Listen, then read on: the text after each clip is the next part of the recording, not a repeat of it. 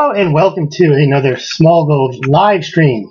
Today we're going to be talking about the epic fail of Trump's North Korean meeting in the words of the mainstream media. But first, let's take a look at what's happened during the day. It was another down day for cryptos as Litecoin was down below $100 for the first time in months.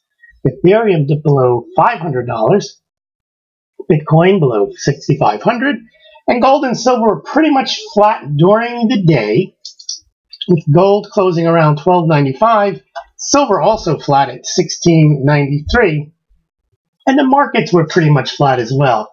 So it was a big day in international politics, historic day, with Donald Trump meeting with the Korean leader and signing a preliminary agreement to denuclearize the Korean Peninsula. Sounds like a big deal to me. So before we get started, I want to put this all in the context of why the media treats Donald Trump the way they do. It can't be that he is the biggest racist, the most hateful person on the planet. It has more to do with just his politics. Because if you go through some of the things he does, he's no different than many garden variety politicians on the positions that he takes. What offends him the most is that he's not supposed to be there. He did not grow up in politics as a politician. He may have hobnobbed with politicians, but always on the other side of the fence. Never ran for office before. How dare he become president having not been a congressman, a senator, paid his dues in the party? None of that stuff. He just walked in and decided he could be president. And that drives people that are in, they hate when somebody who's not from the club does better than them in the area that they are entitled to be. They're the ones who are entitled to excel in those positions. They're the ones who are supposed to be president. They're the ones who've been in the Democratic Party their whole life, the Republican Party. They've done campaigns. They've canvassed. They listen to political consultants. They've hired political consultants. They've been congressmen, senators, whatever they've been in the political process. The Clintons are a classic example. They spend their entire life in politics. And therefore, they assume that they know more than just how to get elected, but also once they get elected, that somehow because they know how to get elected, they know how to do their job in representing the people. That's not necessarily true. I've seen it in businesses, for example, in the law business.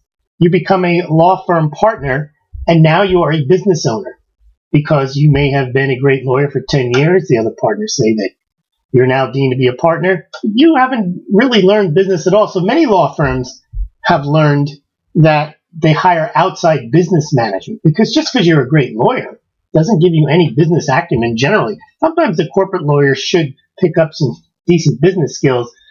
But in general, people believe that politicians know how to do their job because maybe they know how to get elected. Now, in Trump's case, which is very interesting, he knew how to get elected better than people who supposedly know how to get elected. Their focus groups and their targeted spend, where to go, who to speak to, what to say when you go in one particular place. And so Donald Trump's not supposed to win. He's got no political experience. He hasn't run campaigns, doesn't know what he's talking about. He doesn't know his policies, and he's not supposed to be there. So anything he does as president, they cannot give him credit for doing anything right. Now, I remember when I will give you a personal story, when I was in law school. Now, remember, when you get to law school, you're in law school with people who have probably excelled their whole life in and prepared for this day to be a lawyer. They've gotten into law school because they went to prep school, they went to a prestigious undergraduate, maybe they went to Harvard, Princeton, Yale, and they're now ready to get what's theirs. They're entitled to is to become a lawyer, to do well in law school, and go on to a big law firm. Now, I didn't come from that background when I went to law school. I was a school teacher at the time. And in law school, you study in groups. Well, you don't have to, but generally people find each other and they study together. They go to the classes together, they take notes, they share notes, they revise them, and they study together. Now, I studied with a police officer, an actor, and a stay-at-home mom. Now, none of these people had any background or any pretense to being academics or to wanting to go on further into the white shoe law firms. And for that reason, it was very, very interesting during the whole year of law school. And remember, you get no grades in law school, and you go to school the whole year. And you don't know how well you're doing until you take the final exam. So basically, you study all year, and then you take your 6 final exams. Now, during that time, people that are preparing for or have prepared for this moment their whole life, they start to form groups with other people, and they assume that they're the ones who are going to do the best on the law school exams. They're the ones who are going to be on the law review, which is the prestigious academic journal that you write for if you have the top grades in your class. And they just assume all this is coming their way, and they figure a cop, a teacher, an actor, stay-at-home mom, they don't even have a chance at this. They probably shouldn't even be in the law school because they just don't have the pedigree. Because these people think they're destined to be the future lawyers of America at the top firms, and of course they're going to go on to be the top politicians or whatever they think that a law career is going to do for them. And I remember talking to some of them, and I picked the people that I studied with based on who I thought seemed to understand as much as I could figure out that what was going on and how to understand and study for law. I didn't pick them because these people went to prestigious schools. I picked them. They picked me because we seemed to understand what we needed to do well in law school. Well, during the year, I remember hearing people that constantly were concerned about gossip and who was going to make the law review, who was going to make the top grades, and they would pat each other on the back and say, oh, no, he is, and he is. And they're always telling each other they were going to do it, or they knew somebody else in another group that was also either, maybe there was one guy who was a Canadian lawyer, and he was, oh, if you take into account on the one hand and on the other hand, and he just sounded so smart, and he was destined to be a top student and make the law review as well. And no one ever considered the cop, the actor, the stay-at-home mom, or the teacher myself would be anywhere near the top grades, because after all, why would we? Well, we all studied, and when the grades finally came out, my friend, the police officer, did very well. He did so well that he had graded on to the prestigious law review. He declined to even be on it and decided he just wanted to focus on his police career. He's going to be a detective. So he didn't even accept it. And people were shocked. Like, how does a cop, how does just somebody who just walks in off the street, basically, the way they look at it, do so well in law school? Well, the actor, he also scored well enough to make the law review. Now, he had been an actor, he had been a model, and people were very resentful. You can sense it. It's like, well, shouldn't he just go off somewhere and read his lines? He doesn't really understand law, and he can't really analyze these things the way we can, because we look at these things in terms of, and on the one hand, and however, and he didn't talk that way.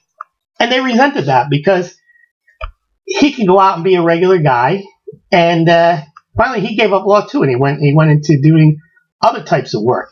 Same with the cop. He never became a lawyer. He got his law degree, but he never became a lawyer. The stay-at-home mom also did very well. She just barely missed, I think, getting on to the law review. But the interesting thing about her was she had 5 children, and I think she was pregnant with her 6th when she took the final exams. So it wasn't like all she was doing was studying. She had a full-time job, I believe. So again, she did very well. Also, I did very well. I scored at the top of our section in the class.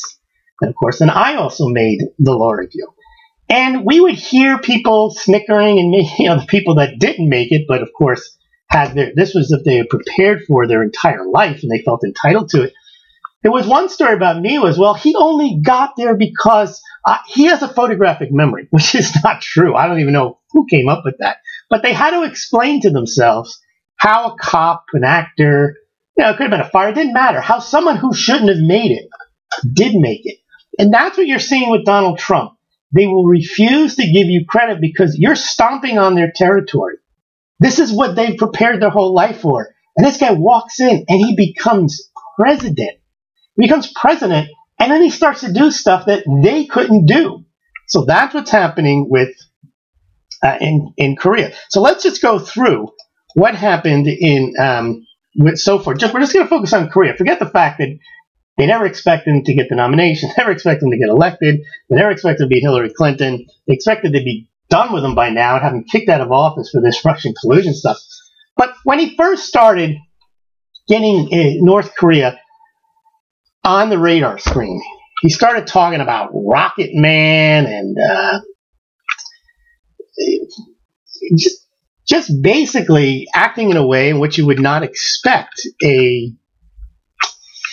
someone who was seasoned and understood politics. You wouldn't expect him to be calling him Rocket Man. Also, you wouldn't expect a president to be on Twitter. I mean, that's unprecedented. Even though Twitter is basically a new medium, you still don't expect the president to be using it as much as he did. And then it went a little further. Then he started threatening Kim Jong-un. He started saying, if you step out of line, you will get fire and fury. And now you've got all the Korea politicians, all the policy wonks saying, this is outrageous. This guy doesn't know what he's doing. And then, of course, Kim Jong-un responds back, calls Donald Trump dotard.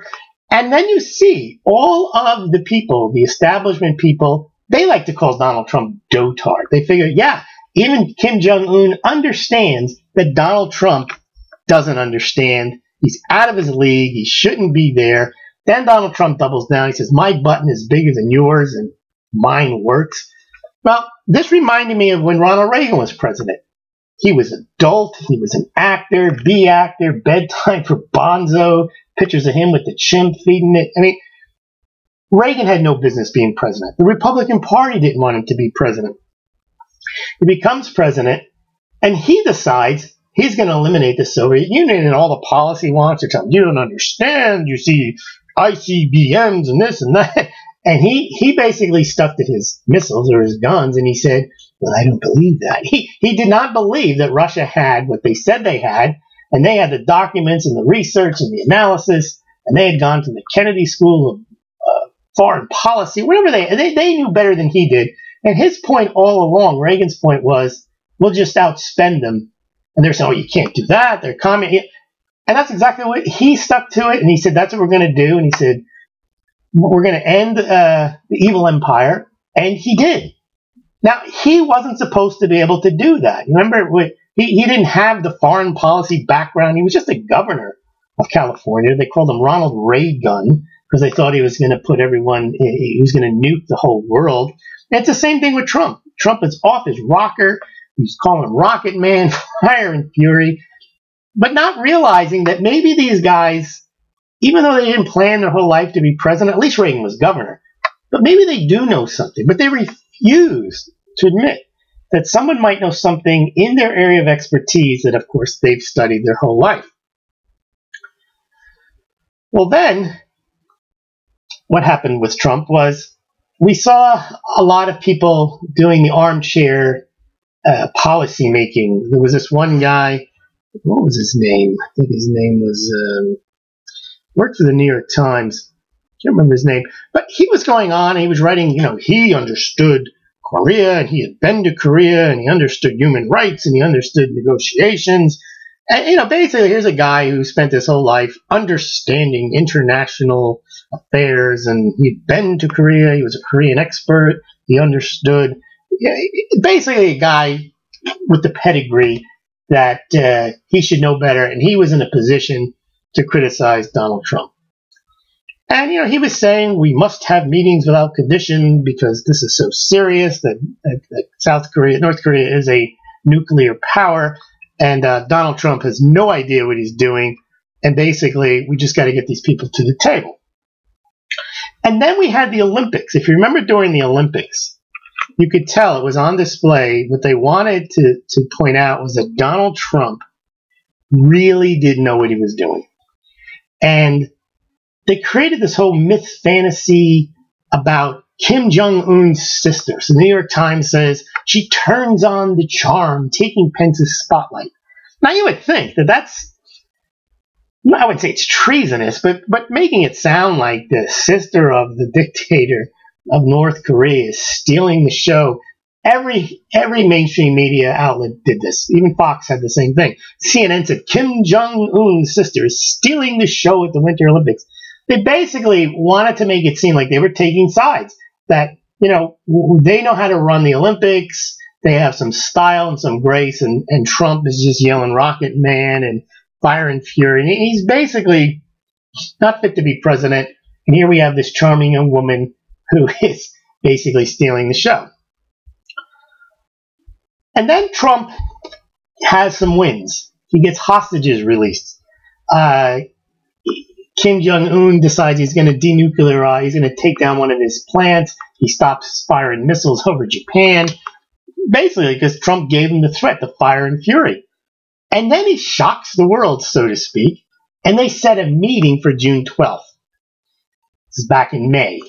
And the political class goes absolutely bonkers. They go absolutely bonkers. They think there's no way that Trump can do this. This is outrageous. And if Obama couldn't do it, if Clinton couldn't do it, how does this dotard Donald Trump somehow manage to get this summit set? Well, summit's going on for a while, and apparently Trump heard something that Kim Jong-un said, and Trump just about-faced turns around and says, forget it, we're not having the meeting. Well, then the media has a field day with the, you see, this guy doesn't know what he's doing. He can't have a meeting. You know, this is not how you run diplomacy. He doesn't have anybody who knows what they're doing on his staff. He's a lone guy. You know, he's just this orange guy who doesn't know what he's doing. And during that time period, you had Vox and CNN, all these guys, Matty Iglesias saying, why did anyone ever take Trump's North Korea diploma seriously? Trump lies and says nonsense all the time. We need to remember that. And you heard other reporters saying, yes, Matty Iglesias has been prescient about Trump, predicting all along that this meeting would never happen. You know, in other words, Trump is a buffoon. He doesn't have the pedigree. He hasn't done international relations. He doesn't have all the experts with him. And even though he got the hostages released and he got Kim Jong-un to at least agree to an initial meeting, well, then they get mud in their eye because within a couple of days, Kim Jong-un comes back and says, Trump's decision to scrap this meeting, this summit, is not in line with what the world wants, and we're willing to resolve issues with the United States. Uh-oh. Well, you know what that means? That means... Uh-oh. We got a moron here. Presenting the distinguished international news commentator and foreign correspondent. This has been an extraordinary week in world affairs. No, I told Hillary Clinton that that's moronic. Now, how to play the Moronica, because this is, in a sense, Moronica, the way these people are supposedly so smart, have just basically made fools of themselves by saying Trump can't do it, and then when he did this little negotiating ploy by walking away from the meeting, they just assume everything is black and white. Well, there you go, meeting's called off. So obvious what he was doing was he wanted to set the tone that Kim Jong-un isn't going to set the tone for this meeting. He is. That's why he walked away, and he made Kim Jong-un come back. That was a mistake of Giuliani to say that he came crawling back, but that's exactly what he did. And that was very intelligent negotiating strategy to have him do that. So what happens next? Kim comes back, and now the New York Times weighs in. This meeting is impossible. This can never happen now. And Trump says on Twitter, the failing New York Times quotes a senior White House official, that's what the New York Times had quoted, who doesn't exist, as saying even if the meeting were reinstating it, holding it on June 12th would be impossible, given the lack of time and the amount of planning needed. See, they understand. Only they understand how to set up an international meeting. They know the planning involved. They know the people that need to be there. Trump doesn't know anything about this. All he knows is to pop off on Twitter because he doesn't know any better. He has no diplomacy skills. He doesn't know how to run meetings. Now, this is foolish because the people that are in politics don't understand that there are transferable skills that you have in business that do work in politics. Remember, in business, you serve customers. In politics, the main goal is serving your citizenry. Now, most politicians don't look at it that way. They think the citizenry is there to serve them. And so that's why they get it wrong. They don't understand that a business person might have the ability to serve its citizens and might not have some organizational skills to know how to set up meetings. And that's exactly what they did. So Trump said, wrong again, use real people, not phony sources. So whether or not someone at the White House did say, like the New York Times says, that they couldn't have this meeting, Trump was saying they are going to have it, and they can have it. And the New York Times insisted they can't. And again, they're worried there's no, Trump doesn't know anything about nuclear weapons. He doesn't know about Korea. He hasn't read books on Korea. He hasn't read all the human rights violation papers. Heck, he doesn't even have the meetings, the intelligence briefing. So what does he know? He doesn't have the right diplomats. He's boycotted those people that criticize him. He doesn't have the think tank people on his side. So how does this guy who doesn't have a full State Department, half the people quit, have any chance of pulling off any type of diplomatic achievement? I see Silverfort, you're saying that type of elitism about how these relations agreements take years to work through drives me nuts. You're absolutely right. And I've seen it in my life. I've seen it where there's a certain type of person who believes in process. They believe in pedigree. And they'd rather see people who don't follow process and don't have pedigree fail. And because that's what they excel at. If they don't have pedigree and process, then they're just like everybody else. But you see somebody without pedigree and can get things done just because they can get things done, that's to me is a better skill, and you can't lose that. If you can always get stuff done, then you have a skill. But pedigree is something that you have to defend, and that's what happened with Trump. They really don't like so. So here's the most interesting part, which is the real moron stuff. Now you got people actively rooting against Trump in the mainstream media. You got to get rid of this guy. I mean, yeah, he's in Korea, but like now's the time we got to get rid of him and bring somebody else in because he's gonna screw this up. Bill Maher was on TV saying we need a recession to get rid of Trump. Now that doesn't make any sense. If you want the country to do well, and the current president has a good economy and is working on world peace, why do you need a new president? Well, it's because he shouldn't be there. And, now it's time to replace him, get rid of him, and thank you for, not even thank you, but, we have these things. They're probably only good because Obama did them, and let's bring in one of ours. And that's basically what the whole Mueller thing is about. They got to get rid of him. They have to create him out to be, not only is he an outsider, that's bad enough, but he's in with the Russians, and he is a Russian collaborator of the worst sort. So then last night, the meeting happened. So I guess it was this morning. It was this morning. It's June 12th, Korean time, but it was like late last night or late evening in the United States and early evening out on the West Coast. And he actually gets a document signed to denuclearize the Korean Peninsula. And then you see the criticism come pouring in from the mainstream media. These are actual headlines. CNBC, Trump-Kim agreement draws backlash for lacking detail on denuclearization. They met for a half an hour. Now remember, a lot of this was probably back and forth before they got there. They knew the deal was going to be made. The fact that they don't have a full agreement like diplomats who know what they're doing would have, the 600 pages of treaty, that's drawing a backlash. He shouldn't even be there, according to them. He shouldn't even have an agreement in principle, which is an amazing agreement in principle. You may see not just denuclearization of North Korea, but a unification of North and South Korea, just like Reagan achieved the unification of the two Germanys. And that buffoon wasn't supposed to get that done either. Bloomberg, this summit feels more like a photo op than a substantive negotiation. Know what both headlines are saying. Yeah, well, he can go and wave and they can sit around and talk, but they can't really get anything done because Trump doesn't really know what he's doing. He doesn't really understand negotiations on this level. He can negotiate a lease, okay, in his dirty world, but he can't figure this stuff out. He doesn't have the right people around him. He doesn't have us. We don't support this. Reuters. Trump's North Korean summit falls short of Nixon goes to China moment. Well, Nixon went to China and didn't achieve anything. He just went there. He went there to see if the United States might be able to talk to a communist power. That was it. It was a big thing for Nixon to go there and, quote, open up China. But he wasn't going there to tell China to knock off the nuclear weapons. He wasn't going there to say, China, get out of Cambodia, which they were in at the time. He was just going there to see if he can make friends with China.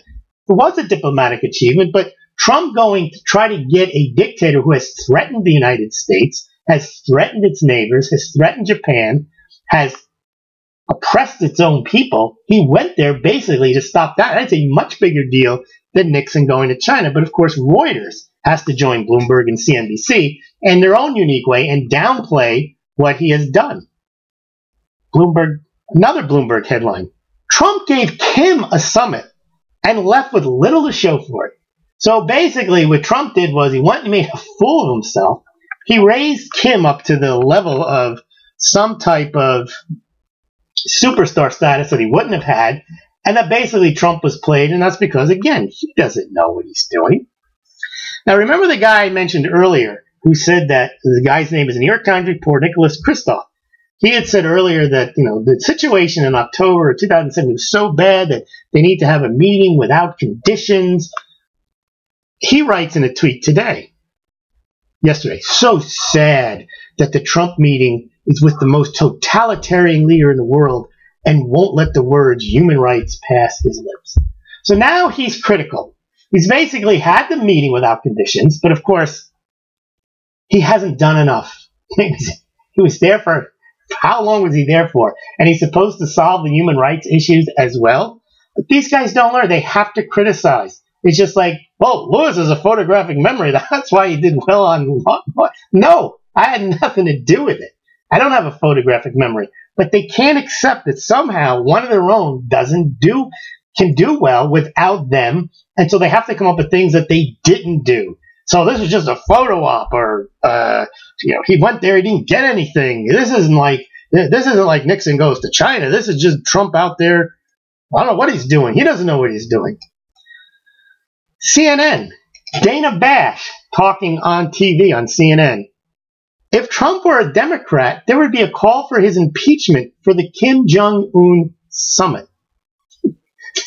Now, these are people that were saying, we've got to talk to our enemies. We've got to get in there. We need diplomacy. Trump shows that he stops calling him Little Rocket Man, stops talking about fire and fury, and actually goes there to talk peace. And what happens?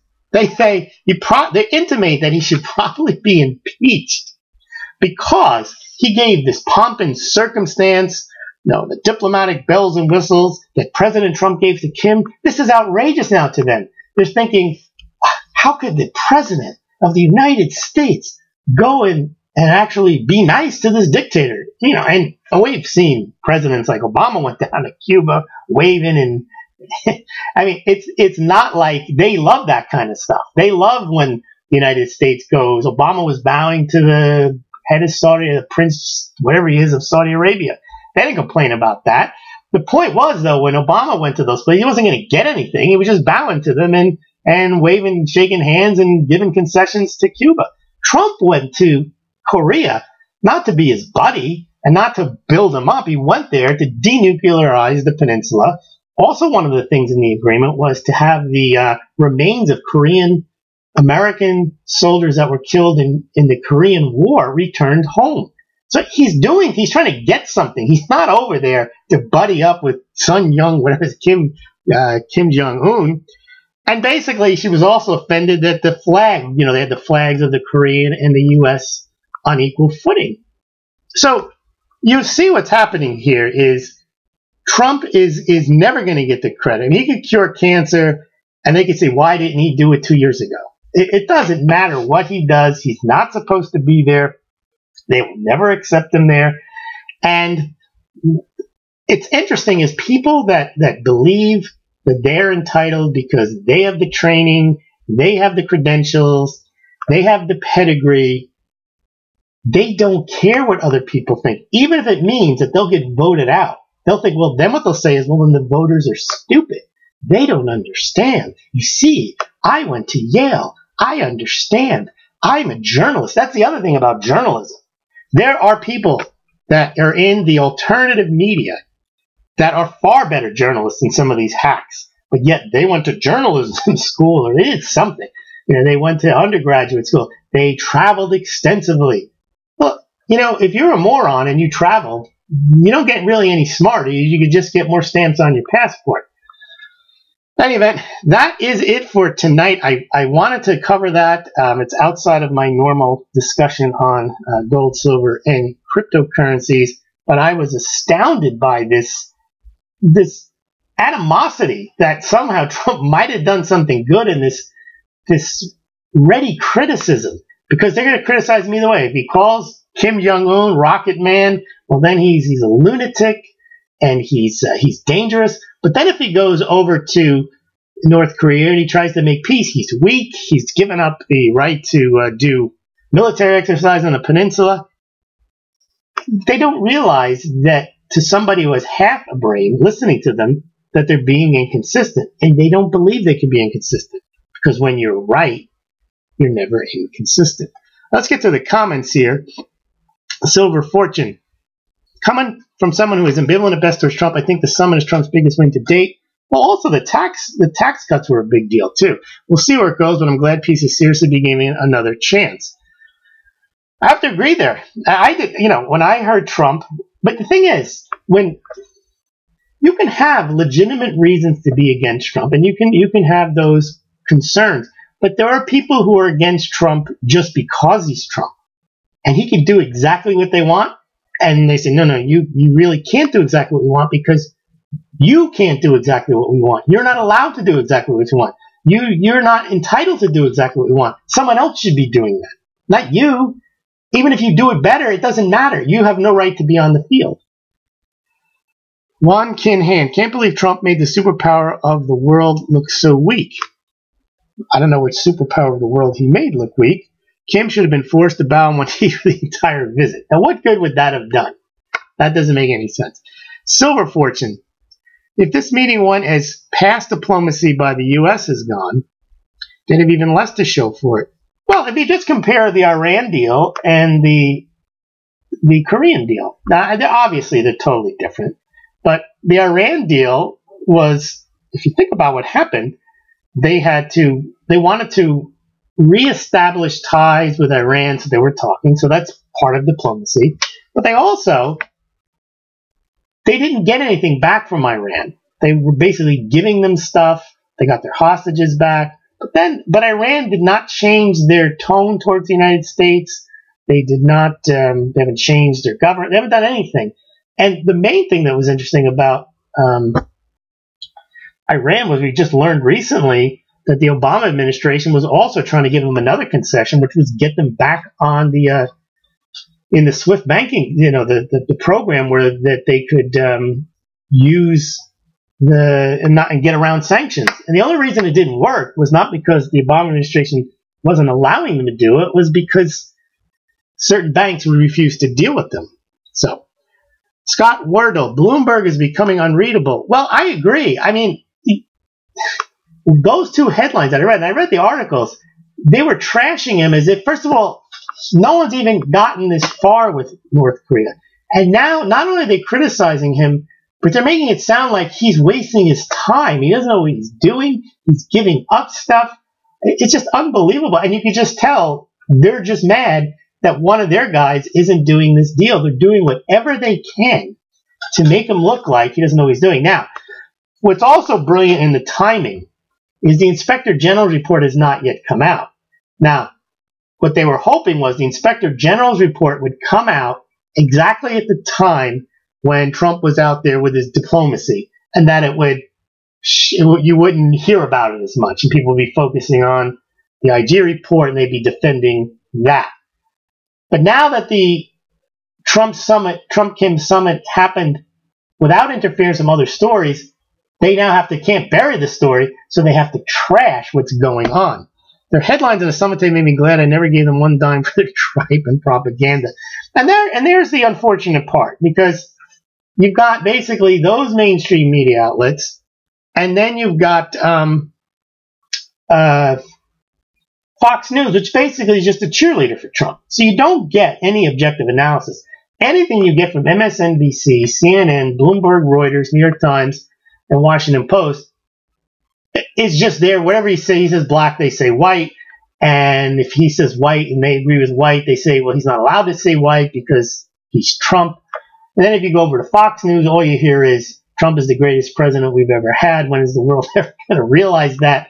So you don't get an objective analysis as what's happening in the world, what's happening in the economy, what's happening. You just get propaganda. And the worst part about it is that people believe the propaganda so fervently, and they don't care about. They don't even have the capacity to analyze stuff because they think because it's in the New York Times that the analysis has already been done. Have you analyzed, Scott Wordle says, have you analyzed Mueller's setback today yet? You know, I don't even know what the setback was. Can you type in there into the screen what the setback was?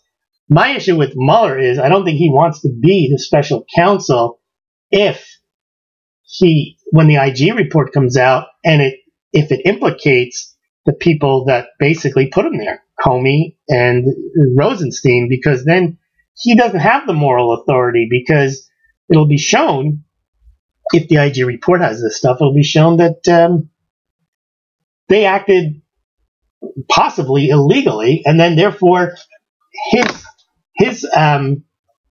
appointment might either be not necessarily illegal, but be the result of a not proper appointment, and also by people who may be under indictment. So I don't think he wants to be the special counsel at that point. Federal judge said he must show more than he wants for evidence from the Russian trolls.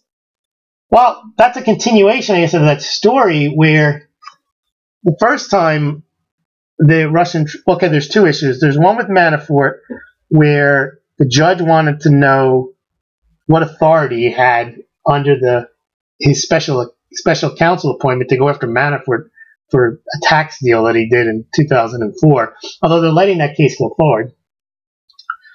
Manafort's just getting caught up in this, but not in the Russian collusion. As to the Russian trolls, for our listeners, what happened there was they had to come up with something, and they had to have something with Russia on it, because all they had at the time was Flynn lying, Manafort doing some deal in the Ukraine that he wasn't properly registered for, didn't pay his taxes, something like that. They didn't have an indictment that squared the concept that Russia interfered with the elections. So they came up with this Russian troll indictment where they indicted a series of Russian troll farms who would buy ads on Facebook and basically on Twitter and say, Hillary's crooked or whatever they said. They didn't spend that much money, but they did exist. Well, they indicted them under the understanding that they can have a press release and it basically would say, we've identified them. They knew they couldn't go as far as to say that they were working with the Trump campaign because there was no evidence that these Russian troll farms are working with the Trump campaign. And if you think about it, the Russians, what they want is just to create chaos. So they thought Hillary was going to win. So they wanted to like attack her. And if she won, what happened when she lost was they then organized on Facebook and Twitter a anti-Trump rally. I think Michael Moore actually attended it. But what happened with the Russian troll farms? They got indicted. And one of the Russian troll farms, and they never expected them to show up in court. They figured they'd get the PR out of indicting the Russian troll farms. It would show once and for all, at least to the people who believe in the Russian conspiracy, yes, you see, Russia was involved, and our special counsel's on the case, and he's going to indict them. Well, one of the Russian troll farms got a lawyer and showed up in court and said, okay, we're here. What did we do wrong? And then the Mueller attorney says, well, we're not ready to prosecute. And the judge says, what do you mean you're not ready to prosecute? There they are. He says, well, we didn't properly serve them because the Russian government didn't help us. And you see, well, then they shouldn't have made an announcement that they've indicted them. And then they said they didn't want to go. See, what the problem with Mueller has now is, if he drops this case because he's not ready to prosecute it, then it looks like, well, the whole PR thing is gone. Then there's nothing to do with Russia. If he tries to prosecute the case, it's going to look foolish because where the Exhibit 1, they bought this ad. It said Crooked Hillary. And then also the Russian troll farm has the ability to do the Russian troll farm has the ability to ask for discovery. So who knows what they're going to find in that. So I think this whole thing is going to be wound down. And my prediction is, and I saw this, I lived through the Reagan era. Reagan came in and the entire media establishment, internet media, but the media establishment, the Republican establishment, they thought he was a buffoon. They hated him. And he inherited a very bad economy. And it was Reaganomics, and his poll numbers are very low. They started to move up after he got shot. But by 1984, the economy was doing really well, and he had basically started to become very popular. Now, Donald Trump is in a very similar position. He's actually more popular now than Reagan was at this stage of his term in 1982. Remember, Reagan won a landslide in 1984, and he's actually more popular now than Obama. And this despite the fact that the media trashing of Trump, and it's constant late night TV, it's over the top. It was never this bad, even for Reagan. They used to make fun of him, but they didn't have the hatred. And the difference is, Reagan was also a much friendlier guy. It was very hard to pile on to Reagan because he would just smile and say, well, and he'd tell a joke. Trump pushes back, and Trump goes back at you. So I think if the economy continues to do well and there's some success in this Korean summit, there are always going to be diehard people that are for Trump and against him, but you have to play it in the middle. And the average person, if they think the economy is doing well, and what Reagan said when he ran in 1980 was, are you better off now than you were 4 years ago? And that resonated with people. And then in 1984, it was obvious they were doing even better. So he got reelected. Trump can play the same thing. He can say, is the world a safer place? And yeah, you'll have the media elites they'll be there, and they will say he has no right to be there. And they'll have their 25, 30% of diehards that will never accept that he is president or should be president. But I do think that he continues this way. He's making inroads also with African Americans. You have Kanye West speaking for him, a Candace Owen woman. Also, you had Rodman on TV on CNN wearing a MAGA hat. You never would have this type of African American support for a Republican president. Scott, heard any more about Nunes' standoff with Rosenstein other than his counter threat? Well, they keep saying they're going to impeach Rosenstein for not turning over the documents. Rosenstein's an interesting case. He shouldn't even be there. He's the one who should have recused himself, not Sessions. Rosenstein signed off on one of the FISA warrants. Rosenstein wrote a scathing recommendation that Comey be fired. So he's a witness against Comey. So when this IG report comes out, I would expect, no one's talking about this, but if the IG report comes out and trashes Comey and trashes the way they run these investigations, it's eventually going to hit Rosenstein when the second Inspector General report comes out on the Russian investigation, because he was involved in that. But what Rosenstein criticized Comey for was his behavior in the Hillary Clinton email investigation, which is what the IG inspector is going to be focusing on as well. If Sessions hadn't recused himself, you wouldn't have Rosenstein, and then Comey's the one who got Rosenstein to appoint Mueller. So this whole thing doesn't make any sense. And the way Comey got Rosenstein to appoint Mueller was by, in Comey's own words, leaking information to his buddies to give to the New York Times about his meeting with Trump to try to get some type of obstruction of justice charge.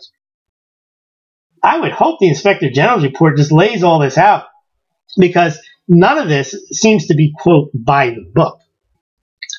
Has till midnight contempt alone or together with impeachment. Yeah, that's the idea, that Rosenstein may also be held in contempt of Congress, just like Eric Holder was as well. Okay, that about does it. Tomorrow we have a Silver Fortune on this live chat right now.